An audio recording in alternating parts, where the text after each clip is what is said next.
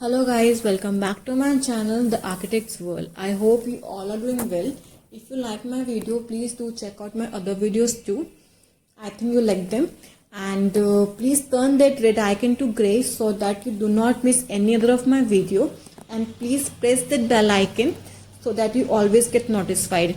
Please guys do check out, do like, share and subscribe to my channel. It means a lot to me. Now let's start with the video. Sliding wardrobes. आज हम बात करेंगे कि इन wardrobes की क्या advantage होती है, क्या डिसएडवांटेज होती है, कहाँ पे यूज होना चाहिए, किस साइज का होना चाहिए, कौन से चैनल यूज होने चाहिए, इन डिटेल हम सब कुछ डिस्कस करेंगे। पहले हम बात कर लेते हैं कि ये वाली वार्डरोब्स कहाँ पे यूज होती हैं। जहाँ पे भी हमारे पास स्पेस बहुत कम हो, मिनिमल स्पेस हो हमारे बेडरूम के अंदर, हमें वहां पे इन वाली वार्डरोब्स के लिए ऑप्ट करना चाहिए। फॉर एग्जाम्पल, जैसे कि आपको एक लेआउट स्क्रीन पे दिख रहा होगा, जो मेरा बेडरूम है वो 12 फीट का बेडरूम है। अगर मैं बात करूं बेड की, तो बेड का जो साइज होता है वो 9 फीट का क्लियर होता है विद साइड टेबल। तो जो स्पेस बचता है वो बचता है सिर्फ 3 फीट का। अगर वहां पे कबर्ड आती है तो कबर्ड जो स्पेस लेगी वो लेगी 24 इंचेस। तो जो फ्री स्पेस बचेगा वो बचेगा सिर्फ 12 इंची का। अगर मैं यहाँ पे ओपनेबल दूंगी तो जो ओपनेबल होता है, तो जो पल्ले होते हैं वो एटलीस्ट 18 से 20 इंच के पल्ला होता है। तो इतना स्पेस हमारे पास नहीं है, तो हमें ऐसे केसेस में स्लाइडर वार्डरोब्स का यूज करना चाहिए। ये तो हो गया एग्जाम्पल नंबर 1। अब बात करते हैं एग्जाम्पल नंबर 2 की, जहाँ पे हमारा ड्रेसर एरिया है। यहाँ से एक वॉशरूम की एंट्रेंस हो रही है। यहाँ पे हमने एल कबर्ड लिया हुआ है। कबर्ड लेने के बाद जो क्लियर पैसेज बच रहा है वो बच रहा है 3 फीट 3 इंच का। अगर मैं यहाँ पे ओपनेबल के लिए ऑप्ट करती हूँ तो पल्ला तो खुल जाएगा, लेकिन पल्ला खोल के अगर कोई बंदा खड़ा होगा तो उसके साइड से पीछे से एक और बंदा पास नहीं कर सकता अगर उसे वॉशरूम यूज करना है।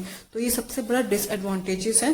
तो बहुत कंजस्टेड नजर आएगा मेरा जो ड्रेसर एरिया है, तो हमें वो चीज अवॉइड करने के लिए यहाँ पे हमने स्लाइडर के लिए ऑप्ट किया है। आई होप आपको ये समझ में आएगा कि हमें कहाँ पे यूज करना चाहिए। इफ आपके पास भी मिनिमल स्पेसेस, चाहे वो बेडरूम हो या ड्रेसर हो, तो आप स्लाइडर के लिए ऑप्ट कीजिए स्पेस देख के।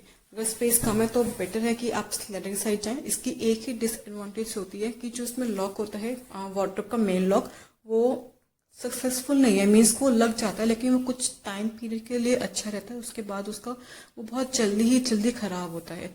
तो सिर्फ एक ही डिसएडवांटेजेस है। अब हम डिस्कस करते हैं कि स्लाइडर वार्डरोब के लिए मिनिमम और मैक्सिमम विथ साइज कितनी होनी चाहिए। एज यू गाइस नोज, जो हमारा वुडन बोर्ड का स्लॉट आता है वो आता है 8 बाय 4 की शीट आती है। विड्थ में 4 फीट की होती है। इट मीन्स कि हम 4 फीट से बड़ा एक पल्ला तो ले ही नहीं सकते। फॉर एग्जाम्पल, अगर हम बात करें मिनिमम की, तो मिनिमम होता है 5 फीट का। अगर आपके 4 फीट की कबर्ड है, उससे आप स्लाइडर बनाएंगे तो आपको 2 फीट का पल्ला आएगा, जो यूज करना बहुत ही मुश्किल है। तो जो 5 फीट है वो हमारी मिनिमम होती है। हम 5 फीट से नीचे की कबर्ड में स्लाइडर कबर्ड नहीं बना सकते।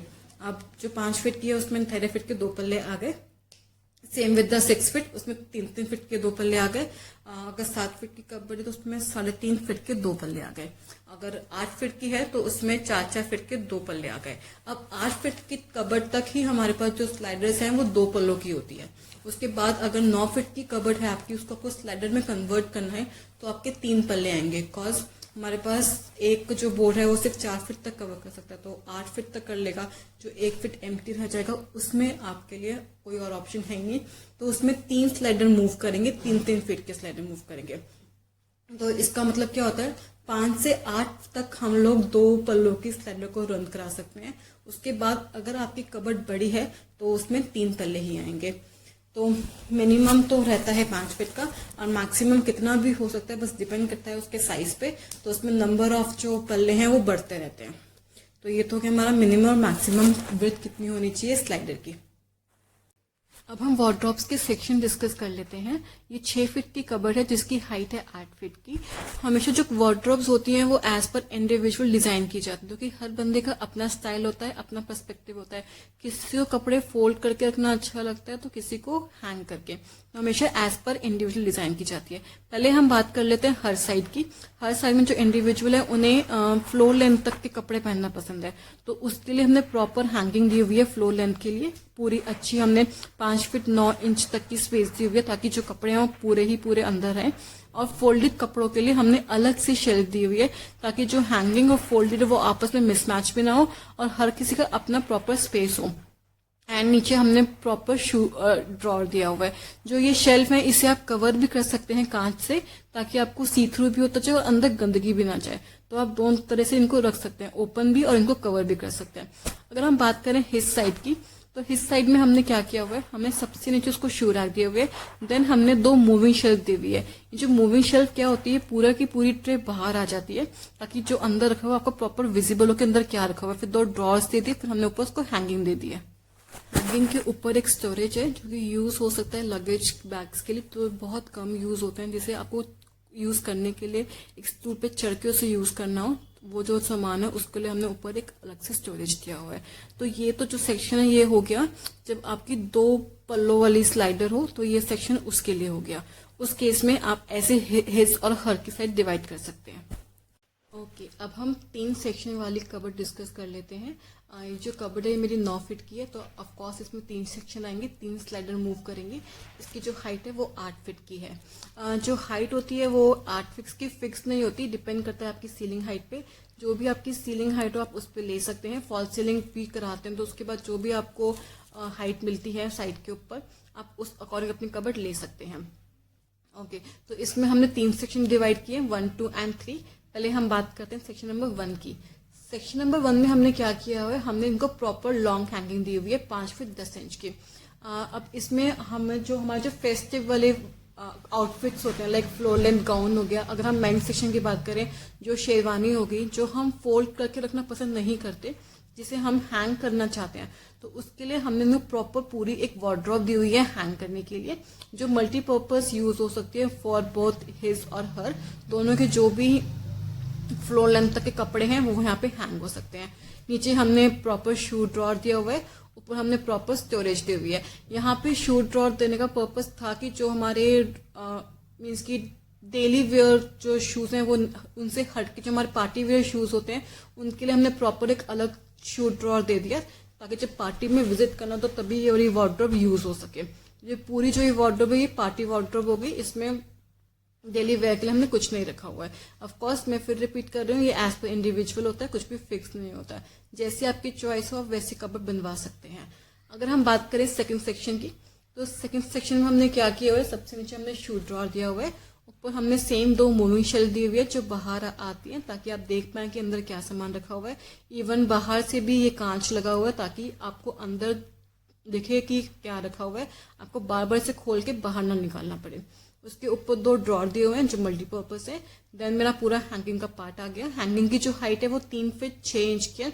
जो हमारे सूट्स होते हैं, कैजुअल सूट्स मेंस वेयर में, वो भी पूरे अच्छे से हैंग हो सकते हैं।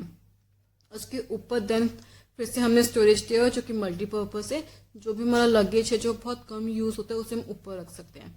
अगर हम बात करें थर्ड सेक्शन की, तो थर्ड सेक्शन में पहले हमने ड्रॉर दिया हुआ है, मल्टीपर्पज है।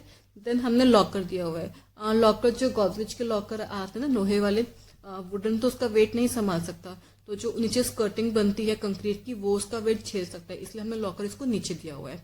लॉकर के ऊपर 2 ड्रॉर दिए हुए हैं। देन उसके साथ में ये पेन शेल्फ है। पेन शेल्फ जो हैवेल्स की ब्रांड की आती है, काफी सारे ब्रांड्स की आती है मार्केट में अवेलेबल, ये वो वाली पेन शेल्फ है। ऐसे इसकी रोड टाइप होता है जो खींच के बाहर आ जाता है, आप इजिली पेंट्स को देख सकते हैं और वापस उसको अंदर रख सकते हैं। इसके ऊपर हमने अगेन हैंगिंग के लिए स्पेस दिया हुआ है और इसके ऊपर स्टोरेज के लिए स्पेस दिया हुआ है। तो अब ये तो हो गया हमारा एक सेक्शन जिसमें हमारे पास 3 कबर्ड आई हुई हो। अब हम बात करते हैं चैनल्स की। स्लाइडर वार्डरोब में हमेशा हेवी गेज के चैनल यूज होते हैं। ये बहुत सारे ब्रांड के अवेलेबल है मार्केट में, लाइक हेफले, हेवल्स, ब्रम, क्रॉस। इनका जो कॉस्ट है वो डिपेंड करता है इनके ब्रांड नेम पे। नॉर्मल प्राइस में भी अवेलेबल होते हैं, कॉस्टली भी होते हैं, एक्सपेंसिव भी होते हैं। हर प्राइस रेंज में आपको मार्केट में मिल जाएंगे, इतना फर्क। बट हमें स्लाइडर्स के अंदर काफी अच्छी गेज के चैनल्स यूज करने चाहिए ताकि वो लॉन्ग लास्टिंग हो। रही बात इसकी ओवरऑल कॉस्टिंग की, वो डिपेंड करता है इसकी फिनिशेस पे, आप किस फिनिश पे इसको फिनिश कर रहे हैं। लाइक आप लैमिनेट ले रहे हैं, पीयू ले रहे हैं या फिर लैकर ग्लास ले रहे हैं, तो कॉस्टिंग उस चीज पे डिपेंड करती है। अगर आप स्टार्टिंग लगा रहे तो स्टार्टिंग होती है 1200 से 1200 रुपए पर स्क्वायर फीट लैमिनेट में, अप टू जाती है 2700 से 2800, डिपेंड करता है आप किस क्या फिनिश दे रहे हैं उसे। तो ओवरऑल कॉस्टिंग आती है विद चैनल की ये बात हो रही है। And If you like that video, please do like, share and subscribe to my channel. It means a lot to me. Thank you for watching.